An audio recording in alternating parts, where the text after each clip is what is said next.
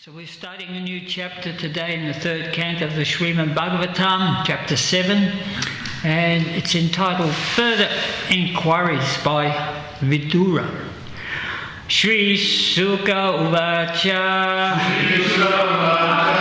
Evam Bruvanam Maitreyam Vaipayano Sutta Buddha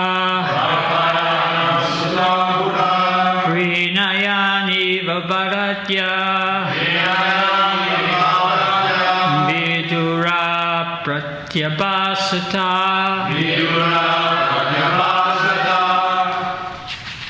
Vidura Uvacha Brahman Katam Bhagavatas Chinmatrasya Vikarina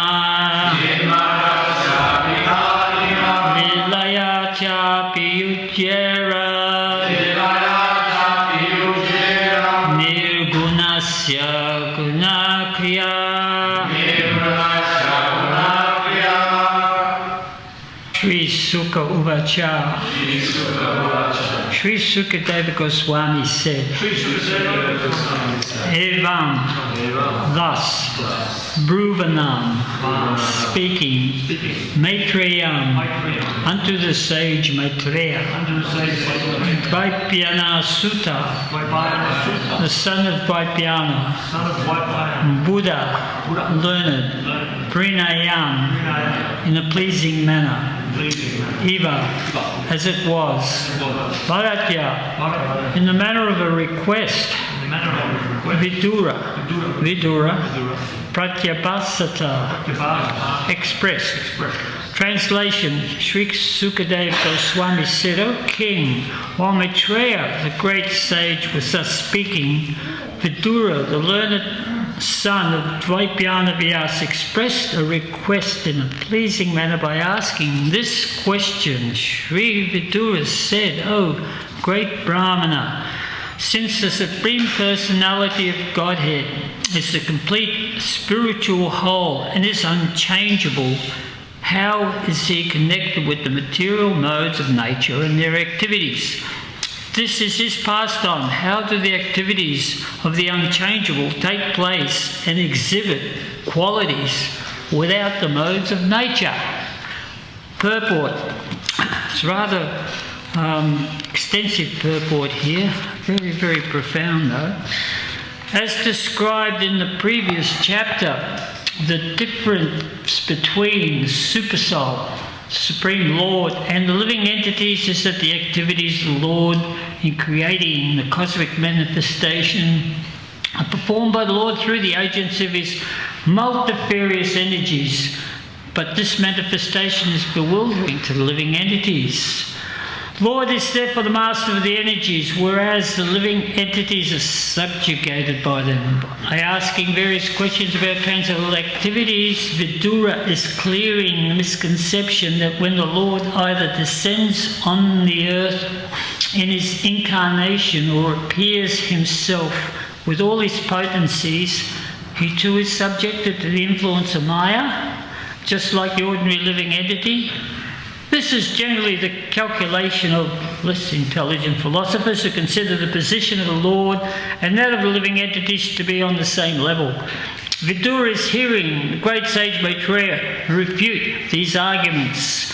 The Lord is prescribed in this verse as Chinmatra, or completely spiritual. The personality of Godhead has unlimited potencies to create and manifest many wonderful things, both temporary and permanent. Because this material world is a creation of this external energy, it thus appears to be temporary.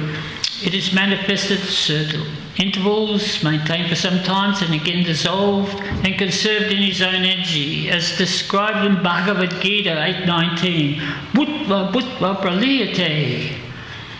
But the creation of his internal potency, the spiritual world, is not a temporary manifestation like the material world, but is eternal and full of transcendental knowledge, opulence, energy, strength, beauty and glory. Such manifestations of the Lord's potencies are eternal and are therefore called nirguna, or free from all the tinges of the modes of material nature, even up to the material mode of goodness. The spiritual world is transcendental even to the material goodness, and thus is unchangeable. Since the Supreme Lord of such eternal and unchangeable qualities is never subjugated by anything like material influence, how can his activities and form be conceived to be under the influence of illusory Maya, as is the case with the living entities? A juggler or magician displays many wonders with his acts and arts. He can become a cow by his magical tactics, yet is not that cow. But at the same time, the cow displayed by the magician is non-different from him. Similarly, the material potency is non-different from the Lord because it is an emanation from him, but at the same time that manifestation of potency is not the Supreme Lord. Lord's transcendental knowledge and potency always remain the same. They do not change, even when displayed in the material world. As stated in Bhagavad Gita, the Lord descends on the earth by his own internal potency. Therefore, there is no question of his becoming materially contaminated, changed, or otherwise affected by the modes of material nature. The Lord is saguna by his own internal potency, but at the same time he is nirguna, since he is not in touch with the material energy. The restrictions of the prison house are applicable to prisoners who are condemned by the king's law, but the king is never affected by such implications, although he may visit the prison house out of his goodwill. In the Vishnu Purana, the 6 opulences of the Lord are stated to be non-different from him. The opulences of transcendental knowledge, strength, opulence, beauty, and renunciation are all identical with the Supreme Personality of Godhead. When he personally displays such opulences in the material world, they have no connection with the modes of material nature. The very word chinmatratva is a guarantee that the Lord's activities are always transcendental, even when displayed in the material world. His activities are as good as the Supreme Personality himself. Otherwise, liberated devotees like Sukadeva Goswami would not have been attracted by them. Vidura inquired how Lord's activities can be in the modes of material nature is sometimes miscalculated by persons with a poor fund of knowledge. The inebriety of the material qualities is due to the difference between the material body and the spirit soul. The conditioned soul's activities are displayed through the medium of modes of material nature and are therefore perverted in appearance. However, the Lord's body and the Lord himself are one and the same. And when the Lord's activities are displayed, they are certainly non-different from the Lord in all respects. The conclusion is that persons who consider the Lord's activities material are certainly mistaken. Jai Srila Prabhupada. What beautiful purport, huh? Krishna Rupa. Wish me good luck. Sadurgame parimendasya skalatpate gatimahu swakripa yustudanina shantu shantu valambanam Omagyanati marandasya jananjana sulakya chaksurun militam yena tasmai shri gavre namaha. I'm trying to unlock the computer here.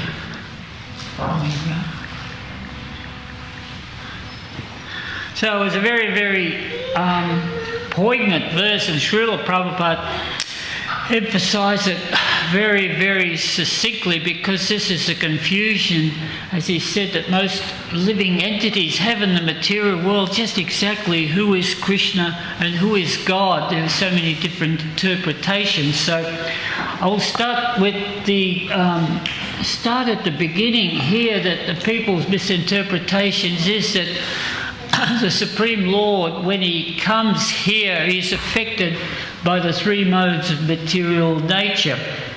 So this actually stems from the fact that we understand that Lord Vishnu is in charge of the Mahatattva, which is all the Pradhana and then the Mahatattva, and to actually introduce the living entities into this material universe, he glances at Maya Shakti, and she begins to agitate with the living entities, and they form material bodies through the Pradhana.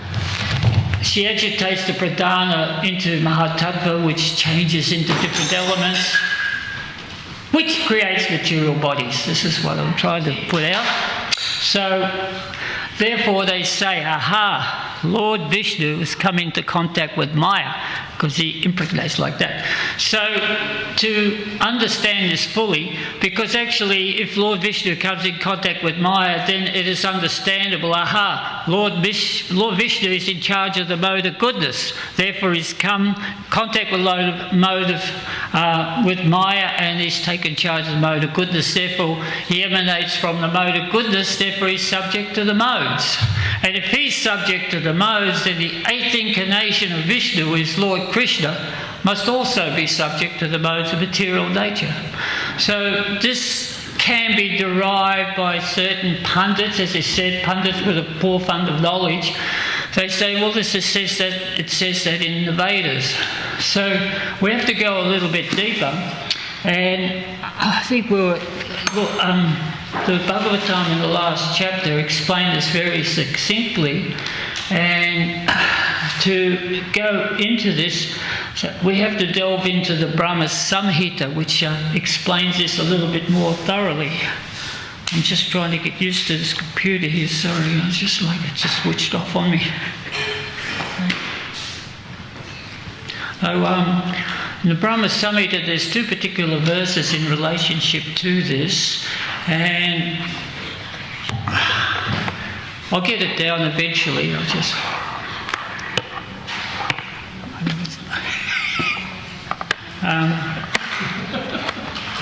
Where it's gone. A little bit of help here, maybe. I've got half. Just stop it. Lost my notes. So Turning off. Yeah, okay. Oh, yeah. Hang on. Turn it back on. No, I need to get rid of this. Oh, okay. Thank you very much. I knew it was simple. So we have to go to the Brahma Samhita, two particular verses. Shristi Stitvi Palana Sadhana Shakti Reka Chayeva Yasya Bhuvanani Vibharti Durga Chana Rupa Mapi Yasya Chatestatesa Govindamari Pusham Tamaham Bhajami. So here it talks about the Devi Shakti, and what's very important is that this Devi Shakti that we're being referred to, I've got a translation here, I'll explain that. The external potency Maya, who is the nature of the Chit potencies worshipped by all the people, is Durga in this mundane world. The spiritual Durga Devi Mahesh mentioned in the mantra is the outer covering of the spiritual realm of the Supreme Lord, and she's a maidservant of Krishna, the transcendental reality whose shadow Durga is in this material world and functions in this mundane world as a maid servant. So the Durga that we are discussing here, she's the eternal servant of Krishna. She's the maidservant, and she lives in Devi Dham outside of the universe. And when required, when there is all the Pradhana and all, Lord Vishnu is there in his form, and all these little bubbles, golden bubbles come out. So there is also that fine dust called Pradhana. So Mahesh Devi, she's there, and Devi Shakti, she's there, and she forms a womb. And so this womb is ready for the living entities to become impregnated. So when they come into a womb, the Pradhana breaks up into all the different elements: earth, air, fire, water, ether, mind, ego, intelligence, 15 senses, working senses, knowledge acquiring senses, and And then the time element begins to agitate, and then the three modes of nature also become into play. So all these different elements separate, and that's when they form all the different coverings around the material universe, one 10 times bigger than the other, so the material universe starts to form. But it's said, okay, but he's glanced at Maya Shakti, she's become agitated, she's been impregnated by these living entities, therefore Vishnu has had contact with Maya Shakti.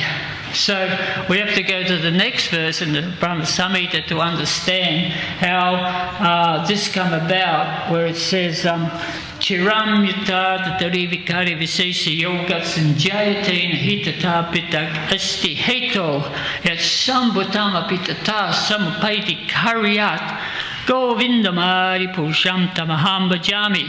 So similarly, there is a Maheshtam, the abode of Shambhu. So Shambhu, of course, when he comes to the material world, is Lord Shiva, and Devi Shakti, she becomes Durga in the material world. So there is the eternal aspect of Shambhu, who is Lord Shiva in the material world, and it says just like the action of acid onto milk, you get curds. So this is how Lord Shiva is described. So he has a particular function there. So we have Mahavishnu, we have the Pradhana, we have the womb of Maya Shakti, and the purpose of Shambhu is to actually transport the living entities from Mahavishnu into the womb of Maya Shakti. And so then when those entities are in the womb of Maya Shakti, then Lord Vishnu glances, she becomes agitated, Mahatattva forms, all the elements form, and then the living entities are transported into the material world. So this is a very, very mute point there, because Lord Vishnu never has contact with the three modes. He's never had contact with Maya Shakti. It's Shambhu that performs that action. So having known this, then we know this highlights the fact that Mahavishnu has no contact with material energy, and as stated here in the purport, he is nirguna. He is beyond the three modes, which cover all this material universe. Even though when Shambhu comes as Lord Shiva, sometimes Lord Shiva becomes bewildered by these modes because he's in charge of the mode of ignorance, but still, nevertheless, the Supreme Lord is Asatosh, that is always beyond the modes of material nature. So we got that? We all right? Did we get that? Brilliant genius, as if you did. Took me years. So people misunderstand or misconstrue. This is the point Prabhupada's making. He hammers this home, thinking that the Lord is just a manifestation of mode of goodness or something similar, and he has a material body. But Srila Prabhupada explains that in this material universe that we have, it's temporary, it's not permanent. That Bhutva Praliyate, it comes and it goes. It's wound up, it's created, all this process is there, and it's wound up again. But Krishna appears in all these universes in the same body. So his same spiritual body, because it's stated in Bhagavad Gita, he's eternal, unchangeable, unmutable, and he always has the same form. So he also explains in the 7th chapter that he is the source. He's the source of the spiritual material world, so he can come and go as he pleases. So actually what Prabhupada was talking about, people who misinterpret, I have someone who sent me a video, clip of their favourite guru, which highlights this. So I want to sort of mention this a little bit. I thought, oh, beauty. So let's have a look at it, because it was specifically talked about Krishna and his pastimes. So I said, okay, let's look into it, see what he's got. So this guru is someone who's actually mastered the art of social media, to the extent that if you actually scroll YouTube or one of these websites for any length of time, I'm sure you'll come across him. I call him the sad guru. Okay? call him sad because he hasn't read the Srimad Bhagavatam. Okay, so this. Huh? He says he hasn't even read Bhagavad Gita. She said so. He knows it. Yeah. He's read the Mahabharata. So, okay, so to his credit, he didn't. Okay, so this is about Krishna and his leelas. Okay, so to his credit, he didn't dwell on Krishna's pastimes with the gopis in the rasa dance. But he introduced Krishna as the most perfect of human beings who, by his knowledge, was elevated to the platform of God, Godhead, in his completeness, which was attainable only to a very, very few humans. Right? So, in other words, he was putting forward that Krishna manifested a human form like us, but he reached the highest stage like we can achieve. In other words, we can become God, albeit lesser gods, because Krishna achieved the highest perfection of God, so we can become lesser gods. And Prabhupada calls it suffering gods, that we can become suffering gods because as suffering gods we suffer all the pangs of material existence because we're contaminated by the modes. So we die, and when we die as suffering gods we can't remember what we did in our last life or thousands of lifetimes. But then Krishna explains in the Bhagavad Gita to Arjuna that many lifetimes you and I have lived, Arjuna. You can't remember them, but I can. Because Krishna comes in his self-same body, and to do that, it's a body which is not under the influence of the material modes. It's not under the influence of time. Even we witness when Krishna came, performed his pastimes here in the material world, that he only reached that stage of youth, 16 years old. He had that self-same body for after that, the body of a 16-year-old youth. He never actually aged beyond it. So why? Because he can control time, he can control the material modes. So the other aspect is that people, because they don't understand that Vishnu is an incarnation, multifarious incarnation, just like the so there's also the 10 different other incarnations that come from Vishnu. So therefore, Krishna is one of the incarnations. Our Sadhguru mentioned that there were only 9 incarnations. He left out Kalki because Kalki might be a bit brutal for the people in general to understand. And he described that all the different incarnations, that they came in a human form, sometimes they come in an animal form, and they had all different traits. He said that Parashara was a ferociously angry man. So as I said, he didn't mention the 10th incarnation, Kalki. So in explaining Krishna as the 8th incarnation of Vishnu, so that this guru and most others who, like Prabhupada explains, who read the Vedas, have this understanding that Krishna is a manifestation of Vishnu, right? And we've just read in the Bhagavatam, actually, in the last chapter, for those who have been following, that how Krishna, as the original Supreme Personality of Godhead, manifests as different expansions. Srila Prabhupada was highlighting this, that we have Sankarshan, Vasudeva, and Pradyumna and Aniruddha, 4 expansions, and then Lord Vishnu manifests from Sankarshan, another expansion, to take care of this material cosmos, and enters into it as Gavadoksha and Shirodoksha Vishnu. But the fact is, he's not contaminated by the modes of material nature. He's never touched by the modes, even though he's in charge in the mode of goodness. So even Lord Vishnu himself becomes really excited when Krishna comes into this material universe once every day, Lord Brahma. Of course, we have that story in the Krishna book about how Lord Vishnu really wanted to see Lord Krishna because he knew he was performing pastimes. So what did he do?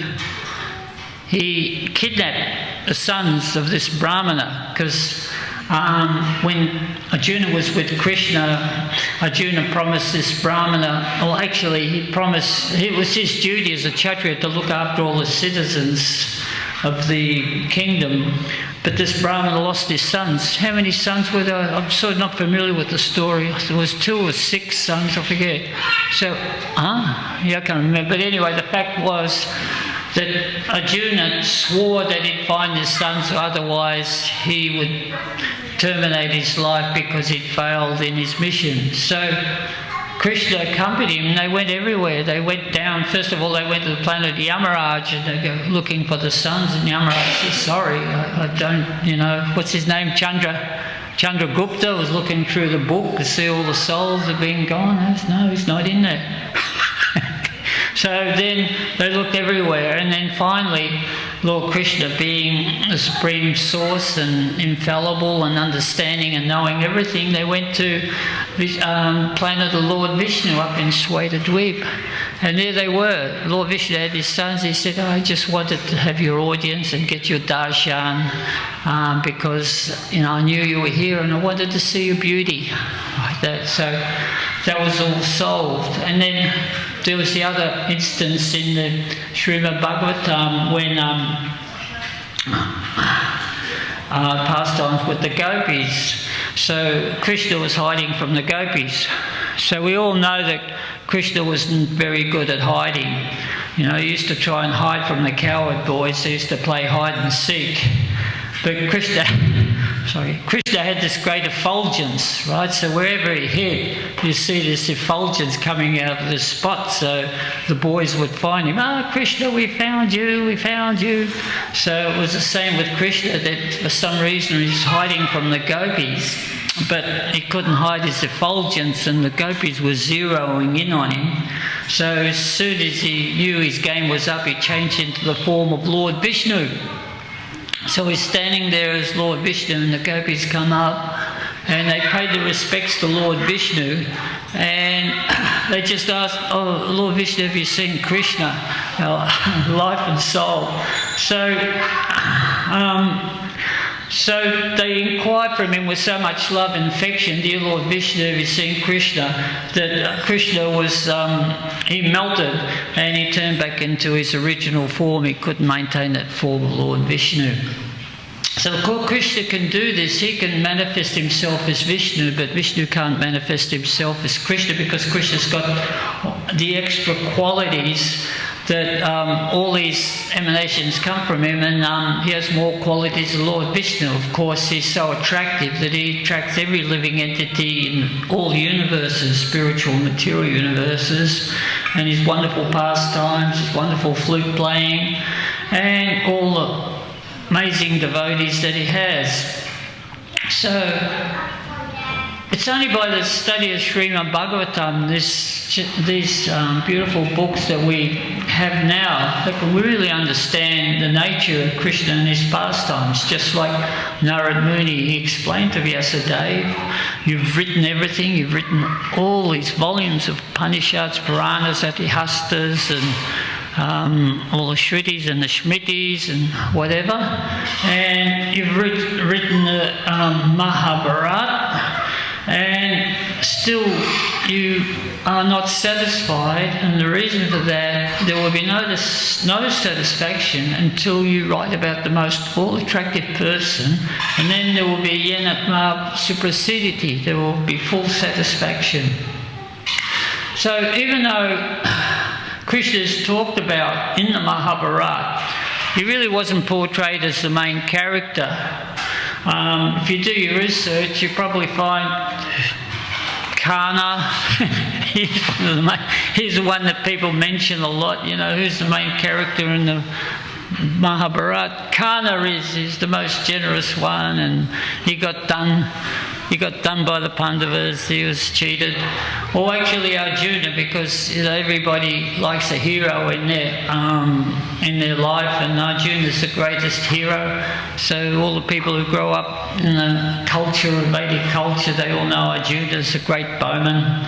So Krishna's just one of the other characters. And then, of course, the dialogue that he has with Arjuna, the Bhagavad Gita, as Nandu has very wisely put, it's been misconstrued for like thousands of years. Even this guru who's talking about Krishna hasn't, according to Nandu, and I believe him, he hasn't read Bhagavad Gita. How amazing is that? So, Srila Prabhupada's also stated that there's so many Bhagavad Gitas that have been written, many Bhagavad Gitas up to the time Srila Prabhupada wrote it, but none of them have made any devotees because they've not understood the nature of Krishna's as being the source of everything, of all there is.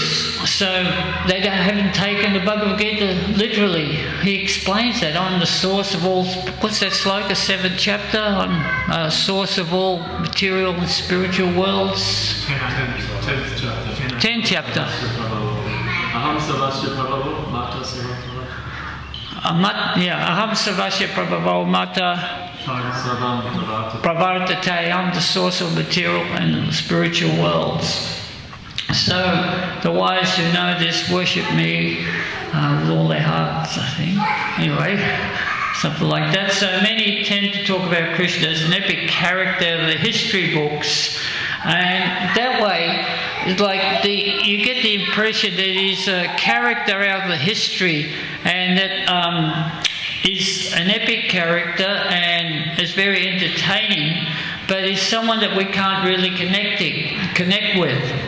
So only by the Bhagavatam can we learn the truth about Krishna and our relationship, our leelas. So in this sojourn that this person was given, he wanted to talk about Krishna and his leelas. So I said he didn't really dwell on the rasa leelas so much, which was really nice. But he has a different interpretation of leelas. He went on to elaborate leelas, how people come into contact with Krishna. So how they see him in different roles. So Srila Prabhupada also spoke about this in the Krishna book, that when Krishna came to Mathura, all the people saw him in different ways. He come into the arena, this beautiful boy comes into the arena to wrestle with Chanura, and the ladies of Mathura just saw him as an intoxicatingly handsome young youth, and they were just ogling him. And other people were saying, hey, this is not fair, he's just this young boy, he's going to wrestle all these big wrestlers, this is not right. And of course the soldiers in Kamsa saw him as an enemy, as their mortal enemy, and then of course Vasudeva and Devaki saw him as their beautiful young son, and their hearts melted. Any other leelas there in Mathura that I've missed? Can someone think of any? There's quite a few others. But so in so many different ways, Krishna was seen. The cloth sellers that came in saw him as a cheeky boy. How dare he ask for Kamsa's clothes? And Kubja saw him as a supremely attractive, handsome youth. So all the different attitudes, but none really understood the fact that Krishna was the Supreme Personality of Godhead, that this conception of him. So that's all. It's all well and good, but the real Leela is between the devotees and Krishna, that is the Lord of everybody's heart, and that we are as subordinates who serve him in so many different ways by performance of bhakti. And the way we realise Krishna in this process, this is our Leela, and this is the Leela given to us by Srila Prabhupada and the spiritual masters in succession. Srila Prabhupada explains that the Lord's body, Krishna himself, and the Lord, in the last chapter, I'll rephrase this again, I'll read this. However, the Lord's body and Lord himself are one and the same. And when the Lord's activities are displayed, they are certainly not different from the Lord in all respects.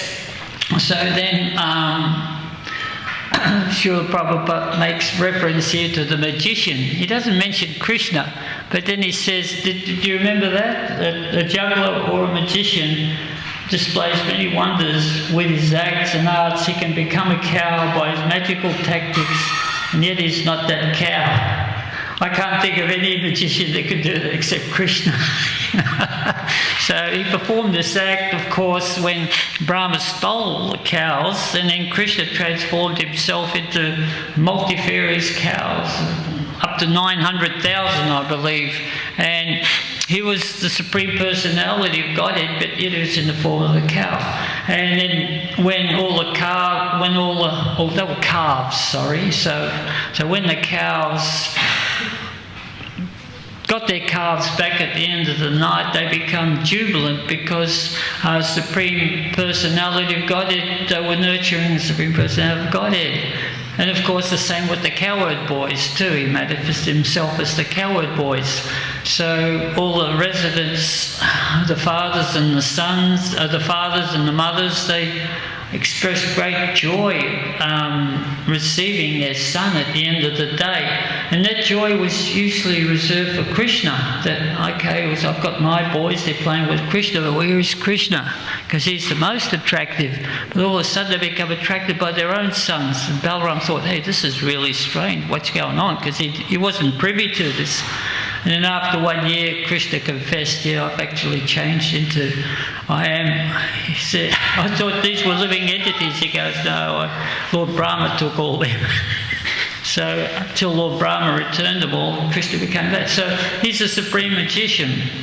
So he can do whatever he likes in this sense. So we see that Krishna is present Krishna's actually present there. In his spiritual body in himself. So not only that, Krishna's present in his name. So people sometimes think that he's gone because we see the chaos in this material universe, and they said, well, if God created this material universe, he certainly left it behind there because it doesn't seem to be like there's anybody in charge. And of course, the sort of people who are totally under the influence of material modes of nature say, oh, good, we can actually manipulate this to how we like, we can become the supreme controllers, there's no God in charge. But sorry, there is an order, it's still all going on. We're still, the demigods still run the universe. The sun, the moon, the stars, they're all witnessing what is going on. And Krishna states that actually, paritranaya sadhanam vinasya duskritam, that whenever there is a rise of this religion, that I descend myself to re-establish religious principles and annihilate the miscreants. So Krishna's actually come as his holy name because Krishna's non-different. It's that spiritual form of Krishna is non-different from his name, his paraphernalias, his prasadam, his pastimes, Srimad Bhagavatam, and the disciplic succession. Krishna is there in all of that to actually give us the shelter and the guide that we actually need. So if we take shelter of Krishna through the process of bhakti, and then we understand our real Leela, that our real Leela is just to become eternal servants of Krishna, and then everything else will become realised. So, so this is the process by which we can come to understand God, and this gives us a shining light to the pathway of knowledge and our real purpose in life. Is there any questions or comments? Yes? Hang on a second.